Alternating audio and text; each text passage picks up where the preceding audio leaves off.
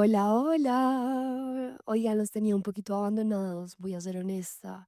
Como bien saben, trato de usar mis experiencias de la semana para hablarles en ese capítulo semanal de lo que me está atravesando.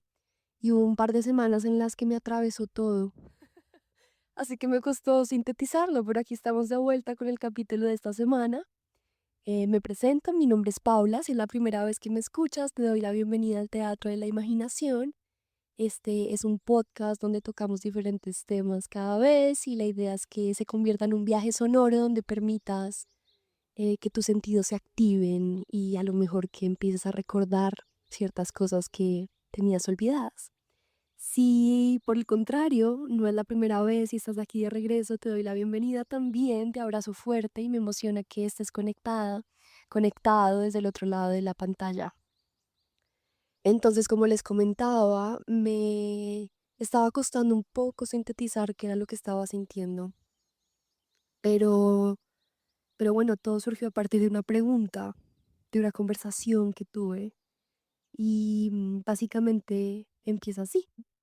Nos han hecho creer que el mundo se divide entre blanco y negro, pero ¿qué pasa con todos los matices que existen en el medio? Hace poco en una conversación alguien me dijo, yo soy blanco o negro, nada en la mitad. Y yo justamente me sentía exactamente, entre comillas, en lo contrario. Básicamente me fascina todo lo que existe en el medio. Y ese comentario me hizo cuestionarme lo siguiente, y es que, ¿por qué tenemos tanta prisa por reducirlo todo a extremos? A veces creemos que el mundo es un tablero de ajedrez, blanco o negro, todo o nada.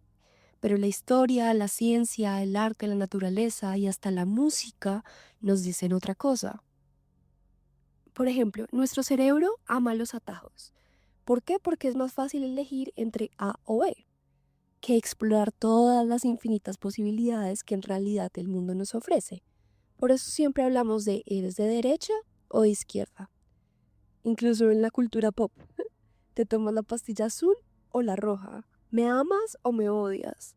Incluso en redes sociales, idolatramos o cancelamos y muchas veces no dejamos espacio para el depende. Pero yo honestamente pienso que la realidad no funciona así. El blanco, por ejemplo, en términos de luz, no es vacío, es la suma de todos los colores. El negro, de hecho, no es lo contrario al blanco, es simplemente la ausencia de la luz. El contraste que creemos absoluto en realidad es una construcción. Por ejemplo, piensa en la luz simplemente. Durante siglos y siglos se discutió, ¿es una onda o es una partícula? Newton decía que era una partícula, mientras que otro decía que era una onda. Y luego llega la física cuántica y nos enseña que es ambas a la vez. La respuesta depende de cómo la observamos. Recordemos que nuestro propio acto de mirar define la realidad. La genética también desafía el ¿es esto o lo otro? ¿Somos lo que heredamos o lo que vivimos? Y hoy la epigenética demuestra que los genes se activan o se silencian según nuestras propias experiencias. Entonces no es 50% ADN y 50% ambiente, es un diálogo constante. En la historia y la política también podemos verlo. Nuestras etiquetas sociales nacen desde antes, que también vendrían siendo accidentes. El famoso izquierda o derecha viene de 1789 en la Revolución Francesa, simplemente del lado en que se sentaban los diputados. Un gesto espacial terminó convirtiéndose en identidad social.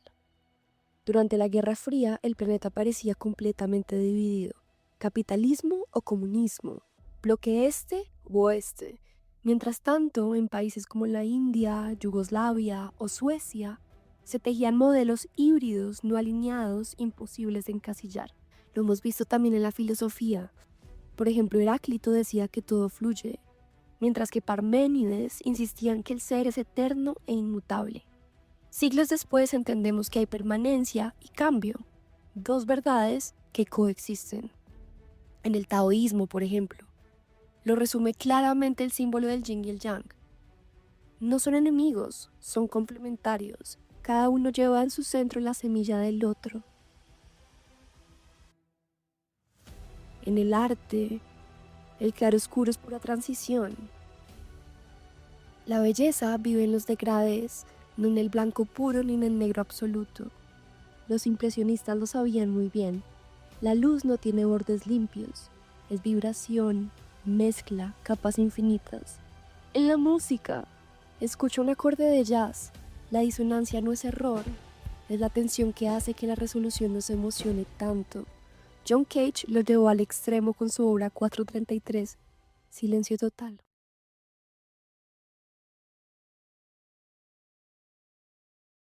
Que nunca silencio, porque de pronto escuchas tu respiración,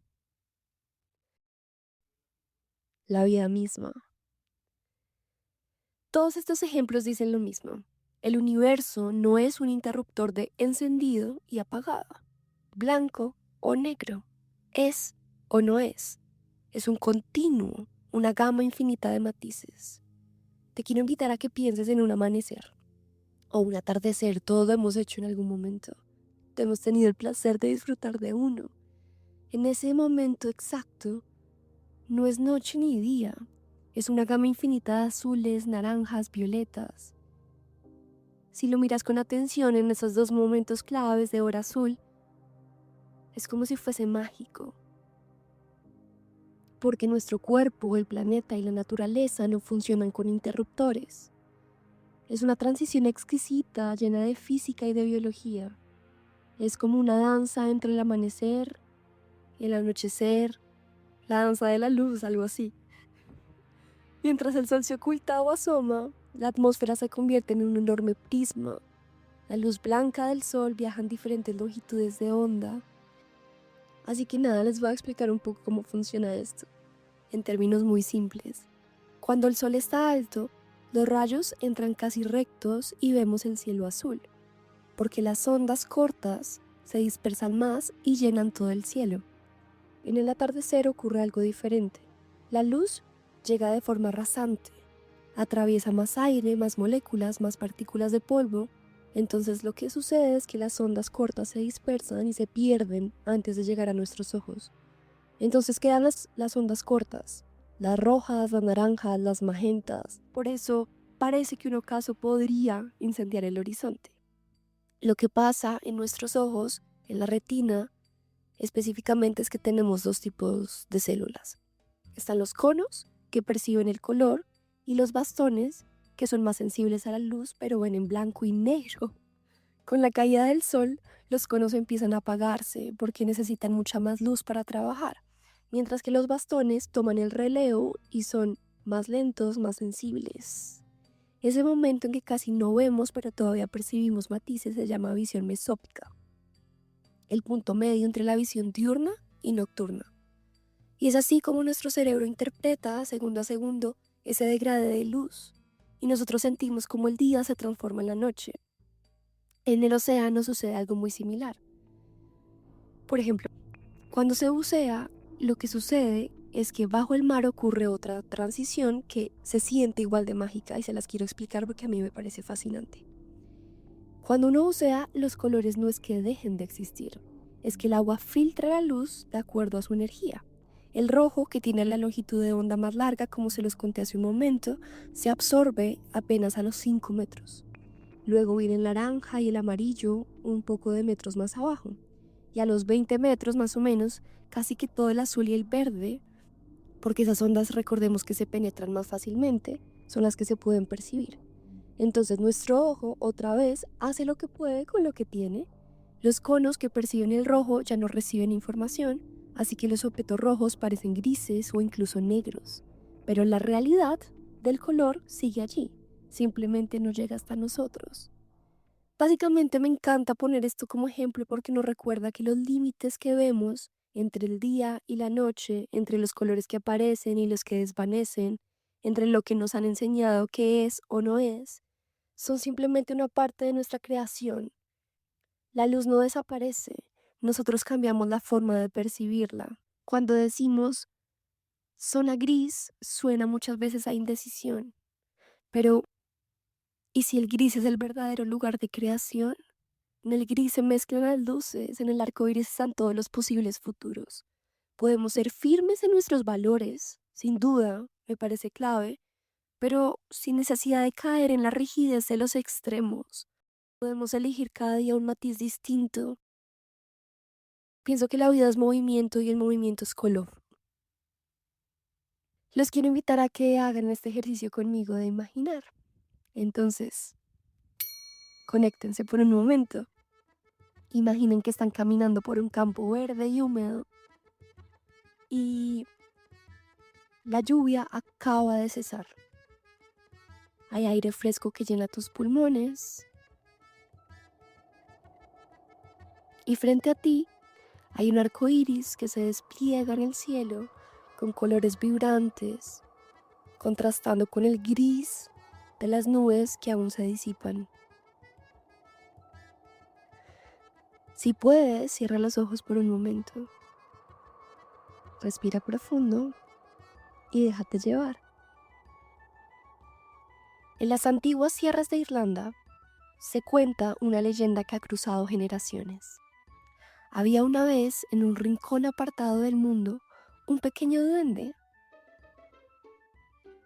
Este ser, diminuto, con su traje verde y su barba rojiza, era conocido por su astucia y su amor por el oro. Se decía que al final de cada arco iris él escondía una olla repleta de monedas doradas. Muchos intentaron encontrar esa olla y recorrían el mundo tras el arco iris, pero siempre parecía alejarse en cada paso, y cuando llegaban al punto donde creían que terminaba, el arco iris ya no estaba, solo quedaba el eco de su promesa. Ahora, yo estoy segura de que todos hemos escuchado esta historia, pero quiero que lo veamos de una manera diferente esta vez. Y es que la verdadera magia de esta leyenda no reside en el oro ni en el duende, reside en el camino, en la búsqueda, en la comprensión de que, aunque el destino parezca inalcanzable, el viaje en sí es el mismo tesoro. ¿Por qué? Porque el arco iris que se contempla no tiene un final fijo. ¿Por qué? Básicamente lo que sucede es un fenómeno óptico, es un juego de la luz y el agua. La luz del sol, blanca y pura, atraviesa las gotas de lluvia y se refracta, se refleja y se dispersa. Cada gota actúa como un pequeño prisma y los colores que vemos, que son los que ya conocemos, rojo, naranja, amarillo, verde, azul, índigo, violeta, todos estos colores son el resultado de la descomposición de la luz. Algunos se dispersan y nuestro cerebro hace la interpretación que puede. Entonces la magia ocurre precisamente en esa intersección de extremos. Y esto que les estoy contando no ocurre solamente en el cielo, ocurre en el océano, ocurre en la naturaleza misma. El arco iris no solamente une el cielo con la tierra, también nos recuerda que lo que parece extremo, lo que parece absoluto, lo que parece tener una única verdad, solo adquiere sentido cuando se observa dentro del todo.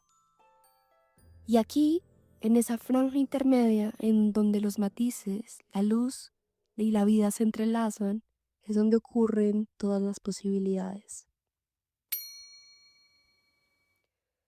Esa es la verdadera danza de la luz, de la percepción, de la existencia. Y así como el arco iris conecta el cielo con la tierra, la vida está llena de transiciones y matices. Así que la próxima vez que veas un arco iris, de pronto lo ves un poquito diferente, recordando que es un fenómeno óptico, recordando que es una intersección de los extremos. Quiero que pienses en la última vez que te encontraste en una encrucijada, en esa bifurcación donde parecía que solamente habían dos caminos, sí o no, punto. Aquello o lo otro, blanco o negro, y que pienses realmente cuánto tiempo dedicaste a preguntarte qué otras posibilidades podían existir.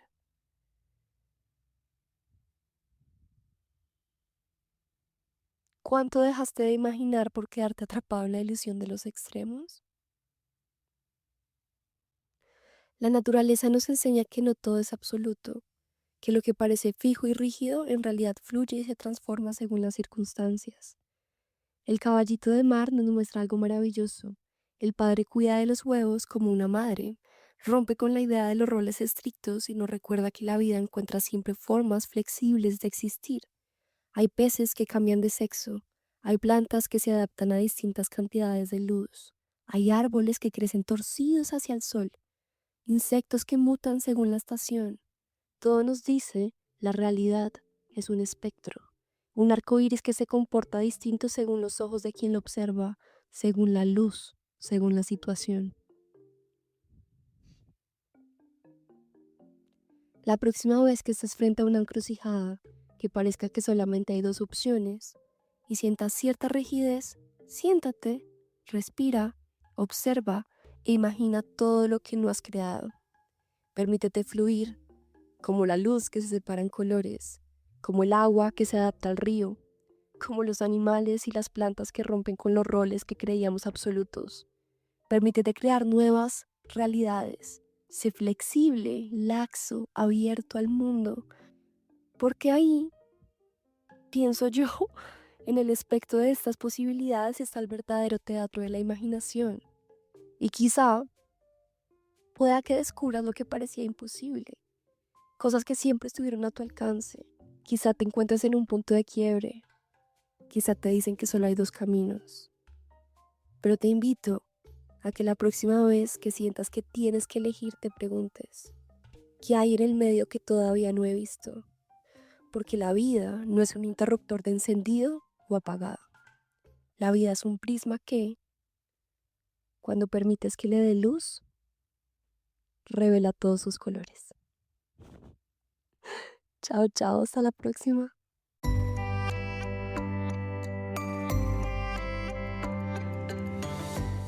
Oigan, antes de despedirme, quiero invitarlos a que dejen un comentario en este podcast. Me encantaría leerlos, saber qué opinaron, qué sensaciones se llevan. Recordemos que el teatro se nutre con cada uno de ustedes. Si hay temas específicos de los que les gustaría que hablase en los próximos episodios, háganmelo saber. Si quieren seguirme, compartir este capítulo u otros con los que resuenen, seré muy feliz de escucharlos, de leerlos, de conectar con ustedes del otro lado. Gracias por estar aquí y ahora sí los dejo con el siguiente capítulo.